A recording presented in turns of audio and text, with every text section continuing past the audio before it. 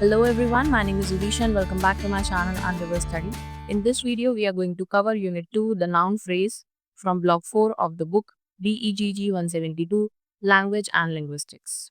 If you have not watched Unit 1 of this block yet, the link is in the description below. Do check it out. And if you want the full playlist of this book, you can simply click the I button at the top right corner of your screen. So without any further delay, let's get started. तो चलिए देखते हैं इस unit का introduction. आपने school time में भी पढ़ा होगा कि नाउन को डिफाइन किया जाता था name of a person, place और थिंग। जैसे कि रवि एक नाउन है, दिल्ली नाउन है, पेन नाउन है, स्कूल नाउन है। ये सारी चीजें नाउन है क्योंकि या तो ये कोई पर्सन है, कोई प्लेस है या फिर कोई थिंग है। लेकिन ये डेफिनेशन हर सिचुएशन में वर्क नहीं करती। अगर हम एग्जाम्पल लें तो फ्रीडम या एक्शन जैसे वर्ड्स किसी फिजिकल चीज का नाम नहीं है, ना ये कोई पर्सन है, ना ये कोई प्लेस है, ना ये कोई थिंग है, फिर भी ये नाउन है। इसी वजह से आज के ग्रामर में हम फॉर्म यानी कि वर्ड्स का स्ट्रक्चर देखते हैं, सिर्फ मीनिंग नहीं देखते। मतलब वर्ड कैसे दिखता है, कैसे बिहेव करता है सेंटेंस में, यही बताता है कि वो नाउन है या फिर नहीं है। सो नाउन को आइडेंटिफाई करने का बेस्ट तरीका है उसके फॉर्म और यूजेज को ऑब्जर्व करना। तो यही हम इस यूनिट में पढ़ने वाले हैं। चलिए देख लेते हैं फीचर्स ऑफ द नाउन। एक नाउन को आइडेंटिफाई करने के कुछ कॉमन फीचर्स होते हैं। सबसे पहले प्लूरल फॉर्म। ज्यादातर नाउन के एंड में एस लगाकर उन्हें प्लूरल बनाया जा सकता है, जैसे कि ट्री को ट्रीज, बुक को बुक्स। दूसरा है आपका पोजेसिव फॉर्म। नाउन के साथ एस लगाकर पोजेशन दिखाते हैं, जैसे कि फादर है तो अपोस्ट्रोफी एस लग गया, फादर्स, यानी कि फादर का। डॉग है तो अपोस्ट्रोफी एस लगा के डॉग्स बन गया।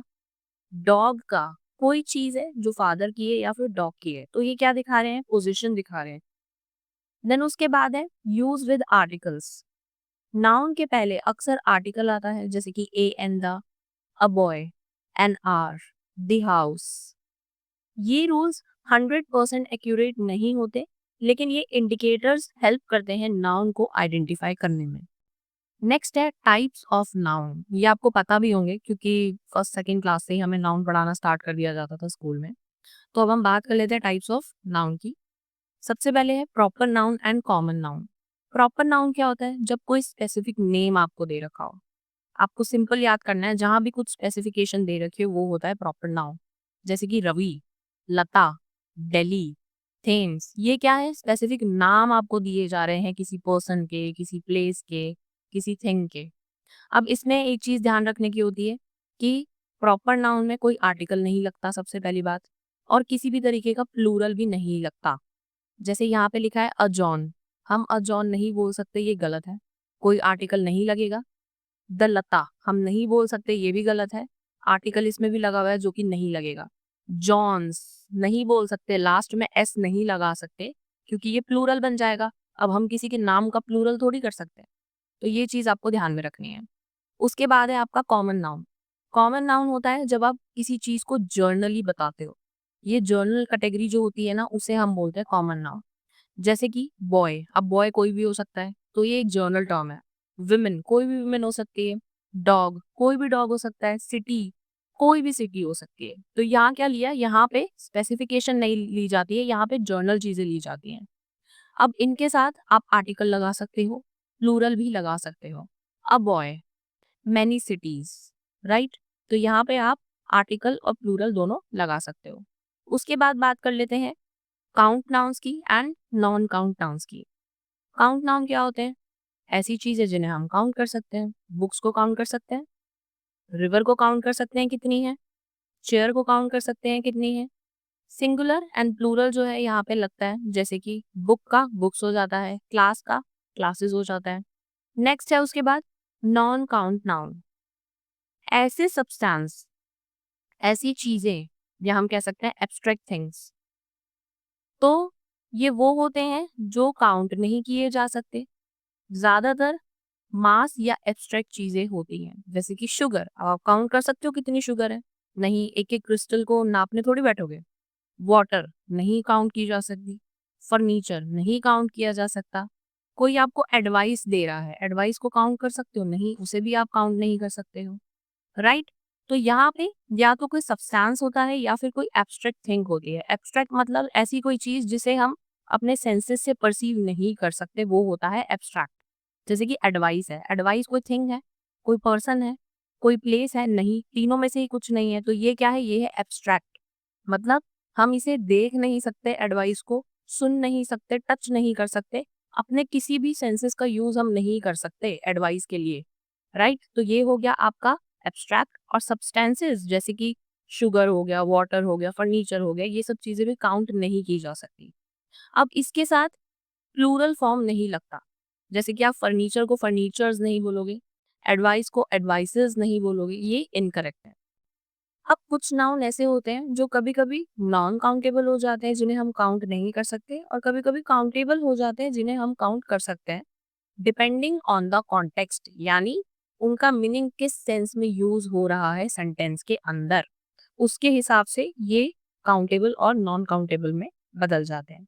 जैसे कि यहाँ पे एग्जाम्पल दे रखा है वाटर का, तो सबसे पहला है वाटर इज प्रीशियस। इस सेंटेंस में ये नॉन काउंटेबल है। क्यों? क्योंकि यहाँ पे वाटर एक लिक्विड सब्सटेंस है जिसे हम काउंट नहीं कर सकते। आप ये नहीं बोल सकते हो 1 वाटर 2 वाटर, ऐसे करके आप वाटर को बोल सकते हो, नहीं बोल सकते।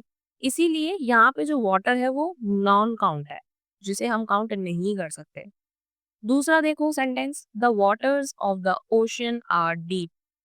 यहाँ वाटर्स का मतलब है डिफरेंट वाटर बॉडीज, जैसे कि ओशन हो गया, लेक हो गया, रिवर हो गया, या उनके पार्ट्स हो गए।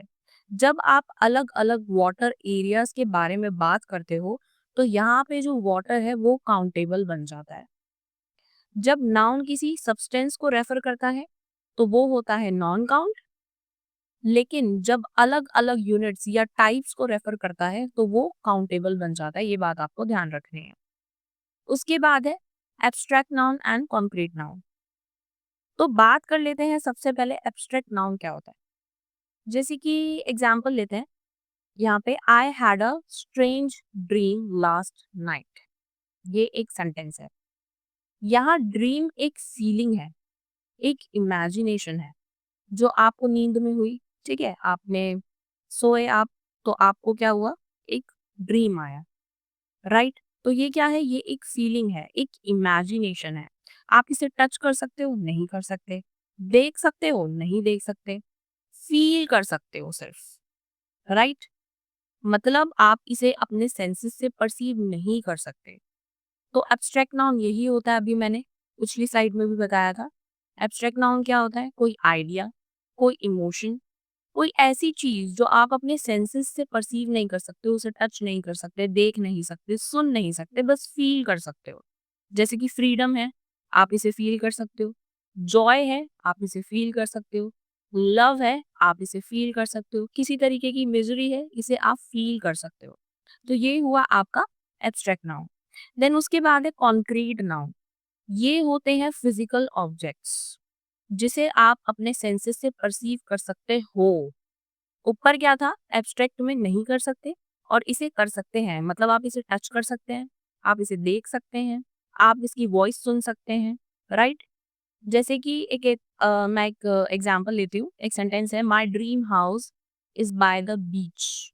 यहाँ ड्रीम का मतलब है आइडियल या परफेक्ट चीज जो आप रियल लाइफ में चाहते हो।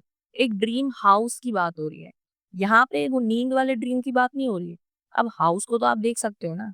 आपका जो ड्रीम हाउस है एक रियल बिल्डिंग हो सकता है जो बन सकता है, या फिर जो एग्जिस्ट करता है, ऑलरेडी है। तो यहाँ जो ड्रीम है वो कॉन्क्रीट की तरह यूज हो रहा है, मतलब एक ऐसी चीज जिसे आप अपने आंखों के सामने देख सकते हो। आप अपने हाउस को देख पाओगे ना, ड्रीम हाउस को देख सकते हो, टच कर पाओगे उसे, या तो आप उसे बनवाओगे या फिर ऑलरेडी बना हुआ होगा। तो यहाँ पे यही बात हो रही है कि एक ऐसा फिजिकल ऑब्जेक्ट जिसे आप देख सकते हो, सुन सकते हो, टच कर सकते हो, यानी कि अपने सेंसेस का यूज आप वहां पे कर सकते हो। जैसे कि टेबल है, ऑब्वियसली आप देख सकते हो उसे, टच भी कर सकते हो टेबल को। राइट, सन है, सन को हम देख सकते हैं। स्टोन्स है, स्टोन को हम देख सकते हैं। अर्थ है, अर्थ को हम देख सकते हैं। तो ये सारे हो गए आपके कॉन्क्रीट नाउन। तो नाउन एक फिक्स बॉक्स में नहीं फिट हो सकता, मतलब आप ये कहो कि हमें एक चीज बता दो नाउन में, हम इसी के हिसाब से जो है सब नाउन को देख लेंगे। नहीं, ऐसा नहीं हो सकता। आपको हमेशा कॉन्टेक्स्ट के अकॉर्डिंग भी नाउन समझना होता है, राइट? जैसे कि हमने देखा यहाँ पे ऊपर वाटर का एग्जाम्पल, तो यहाँ पे क्या था, यहाँ पे कॉन्टेक्स्ट था। कुछ नाउन सिचुएशन के अकॉर्डिंग काउंटेबल हो जाते हैं, नॉन काउंटेबल हो जाते हैं, एब्स्ट्रैक्ट बन जाते हैं, कॉन्क्रीट बन जाते हैं। इसीलिए नाउन को समझने के लिए सिर्फ वर्ड पे नहीं बल्कि उसकी मीनिंग, उसके कॉन्टेक्स्ट पे ध्यान देना बहुत ही ज्यादा जरूरी होता है। नेक्स्ट बात कर लेते हैं aspects of the noun, number and gender. Number क्या होता है, सिंगुलर या फिर प्लूरल। सिंगल मतलब एक, और प्लूरल मतलब एक से ज्यादा। तो काउंट नाउन क्या होता है, अभी हमने पीछे बात की थी, जो काउंट किए जा सकते हैं, राइट? और ये सिंगुलर भी हो सकता है और प्लूरल फॉर्म में भी हो सकते हैं, जैसे कि बुक, इसका प्लूरल फॉर्म हो जाएगा बुक्स। चाइल्ड, इसका प्लूरल फॉर्म हो जाएगा चिल्ड्रन, मतलब बहुत सारे बच्चे। देन उसके बाद नॉन काउंट, ये क्या होते हैं, जिन्हें काउंट नहीं किया जा सकता, और ये यूजुअली सिंगुलर ही होते हैं, जैसे कि मिल्क, म्यूजिक। अब आप मिल्क को मिल्क्स नहीं बोल सकते, एस नहीं लगा सकते, उसका प्लूरल नहीं बना सकते। म्यूजिक को आप म्यूजिक्स नहीं बोल सकते, ठीक है ना? तो इनका प्लूरल फॉर्म नहीं है। लेकिन कुछ वर्ड ऐसे भी होते हैं जिनका प्लूरल होता है, जैसे कि सिजर्स, केटल।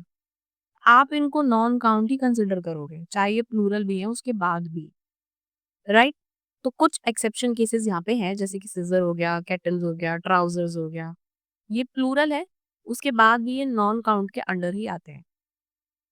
देन उसके बाद हम बात कर लेते हैं some nouns change meaning based on number. कुछ नाउन्स का मीनिंग नंबर के अकॉर्डिंग चेंज होता है। जैसे कि एग्जाम्पल लें हम वाटर। अब अगर हम इसे नॉन काउंट में देखें, वाटर इज बॉइलिंग, तो यहाँ पे लिक्विड की बात हो रही है, इसलिए ये नॉन काउंट में आ रहा है। दूसरा सेंटेंस देखें, the waters of three seas, ये वाटर बॉडीज के उसमें आ रहा है। अभी पीछे भी हमने एग्जाम्पल पढ़ा था, वहां पे भी हमने वाटर बॉडीज की ही बात की थी। इधर भी यही बात हो रही है, the waters of three seas. यहाँ पे आपको देखना पड़ेगा कि कॉन्टेक्स्ट क्या है। यहाँ पे सीज की बात हो रही है, तीन सीज की बात हो रही है, राइट? तो यहाँ पे ये वाटर बॉडीज के कॉन्टेक्स्ट में आ रहा है, इसीलिए इसको जो है हम काउंटेबल मानेंगे। देन उसके बाद है आपका पेपर। तो नॉन काउंट में अगर हम देख लें, पेपर इज एक्सपेंसिव, यहाँ पे एक मटेरियल की बात हो रही है कि पेपर जो है वो एक्सपेंसिव है। देन उसके बाद काउंटेबल में अगर हम देखें, पेपर्स वर लॉस्ट, यहाँ पे किसी डॉक्यूमेंट की बात हो रही है, किसी, हम कह सकते हैं एक ऐसी चीज है जो खो गई है, तो इसे तो काउंट किया जा सकता है ना, राइट? तो हमें हमेशा कॉन्टेक्स्ट भी चेक करना पड़ता है कि किस कॉन्टेक्स्ट की बात हो रही है, किस में जो है वो सेंटेंस बोला जा रहा है। उसी के अकॉर्डिंग हम बता सकते हैं कि जो वर्ड है वो काउंटेबल है या फिर नॉन काउंटेबल है। अब बात करते हैं प्लूरल फॉर्मेशन की, मतलब किसी वर्ड का प्लूरल कैसे बनाते हैं वो देखते हैं। सबसे पहले है रेगुलर फॉर्म, मतलब किसी भी नाउन में प्लूरल बनाने के लिए एस या ई एस लगा दो। तो सबसे पहले क्या है, जैसे यहाँ पे लिखा हुआ है बॉय, तो एस लगा दिया, बॉयज हो गया, ये हो गया प्लूरल। बॉक्स का बॉक्सेस हो गया प्लूरल। मैंगो का मैंगोज हो गया प्लूरल, ठीक है? दूसरा तरीका क्या होता है, इरेगुलर फॉर्म्स। ये क्या होता है, इंग्लिश में सभी नाउन रेगुलर नहीं होते, कुछ नाउन का प्लूरल स्पेशल तरीके से बनता है और इसे ही हम कहते हैं इरेगुलर प्लूरल। तो यहाँ पे चार कैटेगरीज में हमने इसे डिवाइड किया है। सबसे पहले है साउंड चेंज, मतलब प्लूरल बनाने के लिए पूरे वर्ड की स्पेलिंग और उसका साउंड दोनों चेंज हो जाते हैं। जैसे कि माउस है, ये सिंगुलर है, mice plural. Foot singular, feet plural. तो आप क्या देख रहे हो, स्पेलिंग भी बदल रही है और साउंड भी चेंज हो रहा है। दूसरा है आपका एड ई एन। कुछ वर्ड्स ऐसे होते हैं जिनको प्लूरल बनाने के लिए ई एन ऐड करना पड़ता है, जैसे चाइल्ड का चिल्ड्रन, ऑक्स का ऑक्सन। देन उसके बाद है नो चेंज। ये केस वो होता है जहाँ पे सेम वर्ड यूज होता है सिंगुलर के लिए भी और प्लूरल के लिए भी। जैसे यहाँ पे है शीप, तो सिंगुलर के लिए भी हम शीप ही बोलेंगे और प्लूरल के लिए भी हम शीप ही बोलेंगे। फिश, दोनों में ही सिंगुलर हो या प्लूरल फिश ही बोला जाता है। वैसे ही डियर होता है, दोनों में ही जो है वो सिंगुलर में भी डियर और प्लूरल में भी डियर। देन उसके बाद है फॉरेन वर्ड्स। अब ये क्या है, कुछ वर्ड्स इंग्लिश में लैटिन या फिर ग्रीक लैंग्वेज से आए हैं, मतलब बोरो किए गए हैं दूसरी लैंग्वेज से। इनका जो प्लूरल है वो अपनी ओरिजिनल लैंग्वेज के रूल से ही बनता है। मतलब जिस लैंग्वेज से बोरो किया है उस लैंग्वेज में जो रूल है किसी भी वर्ड को प्लूरल बनाने का, वही रूल इनके केस में भी लगता है। जैसे रेडियस है, ये है आपका सिंगुलर, इसका प्लूरल होता है रेडियाई। उसके बाद आपका इंडेक्स है, ये है आपका सिंगुलर, इसका प्लूरल होता है इंडिसेस। तो ये क्या है, ये इनकी जो लैंग्वेज थी उसके अकॉर्डिंग बनाया गया है यहाँ पे। लेकिन एक बात ध्यान रखने की है, मॉडर्न इंग्लिश में इनके रेगुलर वर्जन भी अलाउड है। मतलब मॉडर्न इंग्लिश में क्या होता है, जो इनके रेगुलर वर्जन होते हैं, मान लीजिए इंडेक्स को हम बोलेंगे प्लूरल में इंडेक्सेस, तो ये भी अलाउड है। मतलब ई एस जो है वो लास्ट में लगा दिया तो ये एक रेगुलर फॉर्म बन गया। ऊपर हमने यही पढ़ा ना कि एस और ई एस लग जाए तो उसे बोलते हैं रेगुलर फॉर्म। वैसे ही यहाँ पे ये हुआ कि इंडेक्स में हमने लास्ट में ई एस लगा दिया, इंडेक्सेस हो गया, तो ये रेगुलर फॉर्म से भी बन सकता है। तो मॉडर्न इंग्लिश में ये अलाउड है। जरूरी नहीं है कि इनकी लैंग्वेज में जो रूल है वही रूल यहाँ पे भी लगेगा। वैसे ही आपका जो वर्ड होता है यहाँ पे मीडियम, मीडियम का जो प्लूरल होता है वो होता है मीडिया। लेकिन अलाउड है आपको कि आप मीडियम को मीडियम्स भी बोल सकते हैं। तो आपको कंफ्यूज नहीं होना, मतलब दोनों फॉर्म्स करेक्ट है, लेकिन एकेडमिक या फॉर्मल इंग्लिश में लैटिन और ग्रीक फॉर्म जो है वो ज़्यादा प्रेफर की जाती है। बट मॉडर्न इंग्लिश में आप इनका रेगुलर फॉर्म की तरह भी यूज़ कर सकते हो। नेक्स्ट है आपका जेंडर। अब यहाँ पे आपको एक बात ध्यान रखनी है कि जेंडर को हम नॉर्मली मेल या फीमेल बोल देते हैं, इसका तो मेल जेंडर है, इसका फीमेल जेंडर है। पर यहाँ पे किसी के बायोलॉजिकल सेक्स के बारे में बात नहीं हो रही है, ये उससे डिफरेंट कॉन्सेप्ट है। यहाँ पे बात हो रही है नाउन के ग्रामेटिकल टाइप की। जेंडर का मतलब इंग्लिश ग्रामर में होता है नाउन का ग्रामेटिकल टाइप। और क्या है इसका ग्रामेटिकल टाइप, जैसे कि masculine, feminine, neuter, dual, right. तो आपको दोनों में डिफरेंस समझना है कि बायोलॉजिकल सेक्स की बात नहीं हो रही है, यहाँ पे मेल फीमेल की बात नहीं हो रही है, टाइप की बात हो रही है, मैस्कुलिन, फेमिनिन, न्यूटर या फिर डुअल। अब कोई मेल पर्सन है तो उसको हम मैस्कुलिन बोल सकते हैं, ऑब्वियस सी बात है। कोई फीमेल है तो उसे हम फेमिनिन बोलेंगे। लेकिन जो नॉन लिविंग थिंग्स होती है उनका कोई सेक्स होता है, नहीं होता। हम नहीं बोल सकते कि टेबल या फिर चेयर ये मेल है या फिर फीमेल है। तो नॉन लिविंग थिंग्स का कोई रियल सेक्स नहीं होता, लेकिन इनका ग्रामेटिकल टाइप होता है और वो होता है न्यूटर। ठीक है, तो हम आगे अब इस टेबल में यही पढ़ने वाले हैं। तो सबसे पहले है आपका जेंडर मैस्कुलिन। मैस्कुलिन का मतलब वही मेल से, तो for example boy, man, bull, cock, right, ये सारे आपके मैस्कुलिन में आ गए। अब इन नाउन्स के साथ आप कैसे प्रोनाउन यूज कर सकते हो, ही, हिम, हिज, क्योंकि ऑब्वियस सी बात है, तो हम बचपन से पढ़ते आ रहे हैं कि कोई मेल है या फिर मैस्कुलिन है तो उसके साथ हम ही, हिम, हिज ही यूज करेंगे प्रोनाउंस में। देन उसके बाद है फेमिनिन, इसमें आपका हो गया गर्ल, वुमेन, काउ, एक्ट्रेस, हैन। इनके साथ क्या प्रोनाउन यूज होंगे, शी, हर, राइट। ये कैटेगरी जो है उन नाउन्स के लिए होती है जो फीमेल पर्सन या फिर फीमेल एनिमल को शो करता है। तो यहाँ पे फेमिनिन में आपको फीमेल पर्सन भी दिए हुए हैं और एनिमल्स भी दिए हुए हैं, राइट। देन उसके बाद है न्यूटर। अब न्यूटर का मतलब है नॉन लिविंग या फिर एब्स्ट्रैक्ट नाउन, मतलब जो ना तो मेल होते हैं ना तो फीमेल होते हैं। और एब्स्ट्रैक्ट नाउन मतलब फीलिंग्स या फिर क्वालिटी। तो जैसे कि बुक है, पेन है, ड्रीम है, माउंटेन है, स्कूल है, आइडिया है, ऑनेस्टी है, म्यूजिक है। इनका कोई जेंडर नहीं होता, ना तो ये मेल होते हैं ना ही ये फीमेल होते हैं। इनमें से आपको कुछ नॉन लिविंग मिल जाएंगे और कुछ मिल जाएंगे आपको एब्स्ट्रैक्ट, जैसे कि ड्रीम है, ये एब्स्ट्रैक्ट है, ठीक है। जैसे कि बुक है, ये नॉन लिविंग है, आइडिया है, ऑनेस्टी है, ये एब्स्ट्रैक्ट है। तो इनके साथ कौन से प्रोनाउन यूज होंगे, इनके साथ यूज होता है इट, आई टी, इट। ज्यादातर नॉन लिविंग थिंग्स या फीलिंग्स क्वालिटी का जेंडर होता है न्यूटर। याद रखना है आपको, नॉन लिविंग थिंग्स या फीलिंग क्वालिटीज का जेंडर होता है न्यूटर। देन उसके बाद बात कर लेते हैं डुअल। अब डुअल जेंडर क्या होता है, डुअल जेंडर वाले नाउन्स ऐसे होते हैं जो ना तो मेल हो सकते हैं ना ही फीमेल हो सकते हैं। यानी कि जिनका जेंडर हमें क्लियर करके नहीं बताया गया है। For example doctor, teacher, person, student, friend, enemy, manager, minister. अब किसी भी वर्ड में आपको इनका जेंडर क्लियर हो रहा है? नहीं। डॉक्टर तो कोई भी हो सकता है, मेल भी हो सकता है, फीमेल भी हो सकता है, टीचर भी कोई भी हो सकता है, स्टूडेंट भी कोई भी हो सकता है, पर्सन भी कोई भी हो सकता है। तो अगर कॉन्टेक्स्ट में जेंडर क्लियर नहीं है, तो उसके साथ यूज होता है दे या फिर देम। आजकल इंग्लिश में जेंडर न्यूट्रल लैंग्वेज काफी कॉमन हो गई है, जहां हम एक्टर या डॉक्टर जैसे वर्ड्स यूज करते हैं बिना मेल या फीमेल बताए। तो ये चीज जो है आजकल बहुत कॉमन हो चुकी है इंग्लिश के यूजेज में। अब एक और पॉइंट है, मैंने यहाँ पे स्लाइड में मेंशन नहीं किया, आप चाहो तो अपने नोट्स में मेंशन कर सकते हो। एक स्पेशल केस होता है लिटरेरी केस। यहाँ पे क्या होता है कि नाउन का कोई जेंडर नहीं होता। जैसे कि नाउन जो होगा वो नॉन लिविंग थिंग होगा, उसका कोई जेंडर नहीं होगा। लेकिन फिर भी इंग्लिश लिटरेचर या फिर पोएटिक स्टाइल, मतलब मान लीजिए पोएम्स में, स्टोरीज में, किसी भी इमोशनल राइटिंग में आपने क्या करा, आपने उस नाउन को जो नॉन लिविंग है उसे एक जेंडर दे दिया। For example ship, SHIP, ship. अब शिप ना तो मेल हो सकता है ना ही फीमेल हो सकता है, इसका कोई जेंडर तो हो नहीं सकता।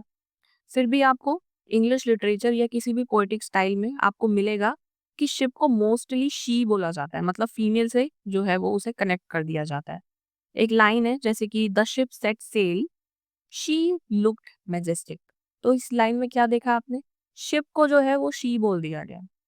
शिप नॉन लिविंग है, फिर भी उसको हमने एक जेंडर दे दिया।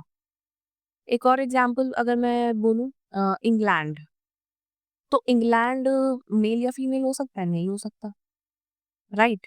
लेकिन हम पोएम्स में मोस्टली अगर इंग्लैंड नाउन का यूज करते हैं तो हम ऐसा बोल देते हैं कभी कभी, जैसे कि England has lost her glory. तो यहाँ पे हर का यूज हो गया। हर मतलब फिर वही शी, फीमेल की बात हो गई है। तो इंग्लैंड ना तो फीमेल है ना ही मेल है। लेकिन क्योंकि इंग्लिश लिटरेचर या फिर पोएम्स वगैरह में, स्टोरीज वगैरह में हम मोस्टली जेंडर दे देते हैं ऐसे नाउन्स को भी, तो यहाँ पे उसे हर बोल दिया गया, राइट। तो ये आपका एक स्पेशल केस हो गया जहाँ पे नाउन का जेंडर नहीं है, लेकिन इंग्लिश लिटरेचर या पोएटिक स्टाइल में उसे एक जेंडर दे देते हैं।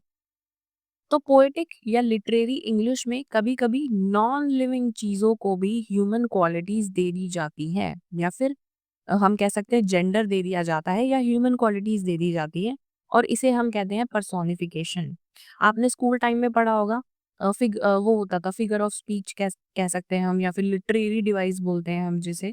तो ये क्या होते थे, जैसे कि आपको आपके टीचर ने कोई भी क्लास में इंग्लिश में कोई वर्क पढ़ाया, कोई भी टॉपिक पढ़ाया, उसके बाद वो आपको बताती थी कि इस वर्क में क्या क्या लिटरेरी डिवाइसेस यूज हुए हैं, जैसे कि सिमिली, मेटाफर, पर्सोनिफिकेशन, ऑलिटरेशन, हाइपरबोल। तो ये सब क्या थे, ये थे आपके लिटरेरी डिवाइसेस।